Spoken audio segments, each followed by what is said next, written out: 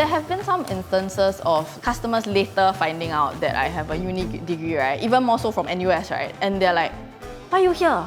You wasted your parents' money. Send you to uni, then you do this kind of job.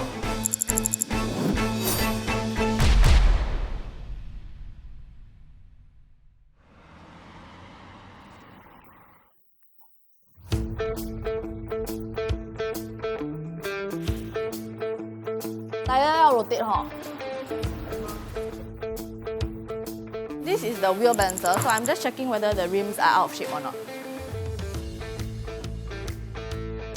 We have 3 main services. So the first, of course, is tyres and rims. Then the second is basic maintenance, so wear and tear. And the third being rim repairs. How is how what is a good tyre? By touching it. The lines are very deep, tread is very deep. There is no uneven wearing and there's no out of shape wearing either. Usually I can't do it with gloves on now. With gloves you cannot feel anything. So sometimes people always scold me, say, hey, why you get cut everything? But if with gloves, how to feel?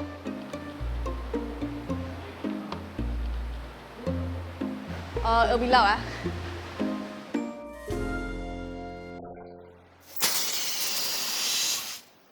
This is the thing that I realized about workshops. Corporate, you're very used to, hey, hello, how are you? Shall we go for a cup of coffee? No. The way that you talk, right, is, hello? Ha. Uncle, I only later on realized that everybody talks that way because everybody in the tyre industry is hard of hearing. Hello. Come, I show you the rim first. Also, the Honda can fit in the Toyota. Can, yeah. Honda and Toyota, the hole is the same size. Oh, okay. Yeah. The technical knowledge matters a lot because a lot of times people say like, this thing broken, then just fix this thing lah. But it doesn't really work that way because the car is a series of systems. Okay, 好了. Thank you. Bye-bye. When I first started out, I was clueless. I didn't even have a driver's license at that time because it wasn't an industry that I thought I would ever get into. I thought I would be like corporate girly for the rest of my life. Very first month, I had one of the mechanics ask me, hey Cody, can you help me step on the brakes for a while? I looked at him, I was like, which one ah? I knew that if I wanted to continue in this industry, I definitely needed to upgrade my knowledge. The general stereotype is that lesser educated people do workshop jobs.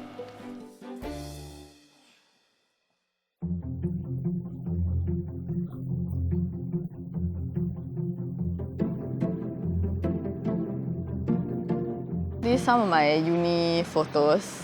This is me like thinking that we'll all be ready for our corporate life. I used to wear heels. I think I've not worn heels since I started like 3 years ago. My degree was a bachelor's in English language. I got a lot of A's, was like Dean's List. I think this was a time of everyone's self-discovery where like, okay, what you gonna do? What office you gonna work in? Lo and behold, I'm in a tyre shop. Some people have this misconception that I'm crazy about cars. That's the reason why I joined the industry. Unfortunately, I'm sorry, but I'm not. I was working in a blockchain accelerator. We give the money for the startups to slowly build themselves up. I was doing well, so at that time, even though I was like a new hire, they gave me my own team in like, 6 months?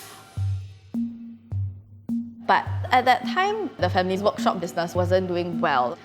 I knew that my dad was suffering, and I was like, I'll be wasted if I don't go in and help. Then all his work over the past 12 years is just wasted if the company closes down. Since my expertise is in growing startups, why don't I just give it a shot at my family's business? 8.532.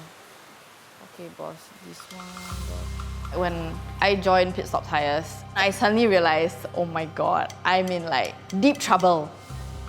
We were in very bad financial situation.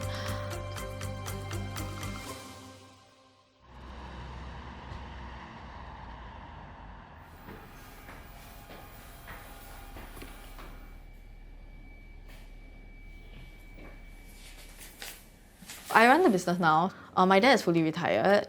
I didn't have to go and set up a shop, reno, buy equipment. So I was lucky in a sense to inherit that, but of course it came with a lot of problems when I first started. What I didn't expect was the debt to be like almost $500,000, right? I never in my wildest dreams I thought you could owe somebody so much money. To the point where I had to just pour in all my savings. I actually took out a lot of personal loans to save the family business, take credit card loan, everything to go and get money to pay for the tires to come. We would go to the office, there's no customers. Like it can be empty from day to night. We had no money to pay for ads. So at that time, the only way that we could go viral was TikTok.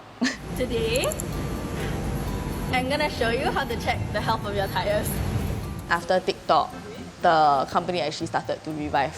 From BT to BT. Every day, like 3 days, you got 2 customers.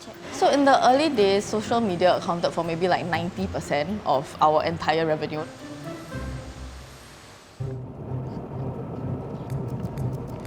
I'm going to one of my suppliers' warehouse to pick up some tires. When I first started, we were on a few suppliers' blacklists, and we still are. I had to beg them to give me tires, like sell me, please sell me, don't cut off our supply. Hi. I would say this is our most supportive supplier. 来，哎呀，哎呦，谢谢你。可以吗？可以。 So far，我跟他溜了这样久了，what 他答应我的东西，他都做得到了。所以这个也是一个我们的一个 integrity， 才会让我们一起共同走到今天哦。The company's financial situation we've improved. We managed to pay off some of the debt that we have, right? But there's still debt to be paid off. 好，可以，谢谢拜你，拜。拜。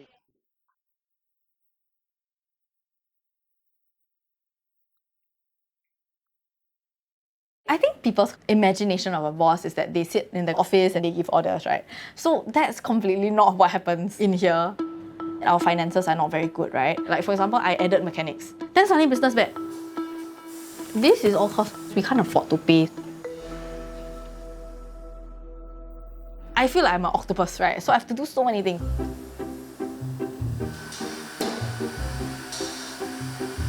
On the ground, if there's not enough staff, it's me. I've become Miss Coddy Mechanic. I'm either Miss Coddy Customer Service, Miss Coddy Inventory Checker, Miss Coddy Store Packer. It's important, especially for my business, for me to be super hands-on. Hello. Finally get to see you. Just nice today. Okay, which one? All the way lah. Okay, from here. Woo. Yeah, can. I've basically learned a lot over the years. I've looked at thousands of cars, right? So I have like a whole repository of like case studies in my head. I kept getting more and more experienced at what I was doing. If I look at something, it's very clear to me whether it's spoiled or how it's spoiled. So it's like when you have confidence in your craft, then it's not so easy to shake that confidence. It has paid off because the customers now trust me. Some people do specifically only ask for me. They're like, I want Coddy.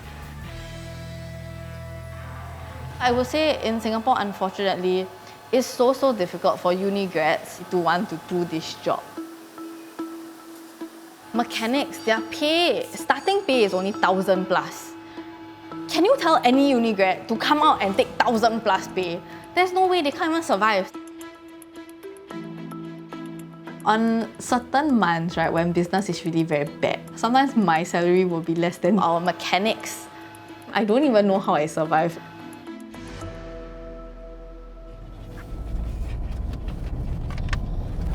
It's finally Sunday. Yeah. But I'm so sad. Half my Sunday is gone already. It's okay. It's okay, we're gonna have fun later. Yeah. My social life is terrible. At the very start, what social life? I didn't have a life. All my friends are like, where's Coddy working? Okay, come.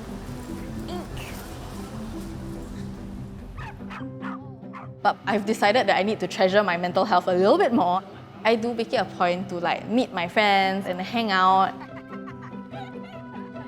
How is your new job? What's exciting next week, right?